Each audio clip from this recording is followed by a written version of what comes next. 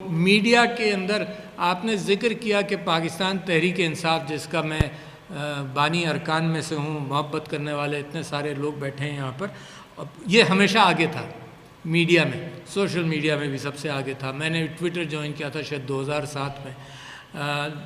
میں سمجھتا یہ ہوں کہ سوشل میسیجنگ میں سب سے آگے تھا۔ آج کل آپ ویڈیو کانفرنسنگ کا چرچا سنتے ہیں، کسی ملٹی نیشنل، میں دعوے سے کہہ سکتا ہوں کسی ملٹی نیشنل نے نہیں شروع کیا ہوگا۔ پاکستان تحریک انصاف نے 2010 میں ہماری اپنی سینٹرل ایگزیکٹو کمیٹی کی میٹنگ کے اندر ہم ویڈیو کانفرنسنگ کراچی میں بیٹھ کر اسلام آباد ویڈیو کانفرنسنگ کرتے تھے۔ تو جب یہ حکومت آئی تو میں نے بار بار یہ جو ڈیجیٹل میڈیا ونگ بنا ہے، یہ بار بار میں کہہ رہا ہوں، اور ابھی بھی میں سمجھتا ہوں کہ پہلا قدم بے انتہا اچھا قدم ہے، مگر دنیا میڈیا کی ہے۔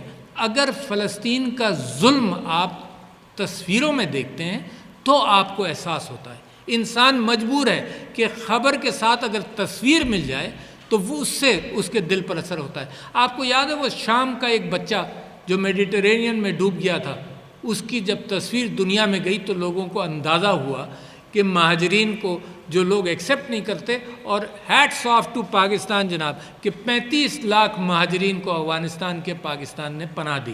یہ ممالک جو ہمیں نصیحتیں کرتے ہیں، یہ میڈیٹرینین میں ڈوبنے دیتے ہیں مگر مہاجرین کو نہیں لیتے، ڈوبنے دیتے ہیں۔ کتنے افسوس کی بات ہے۔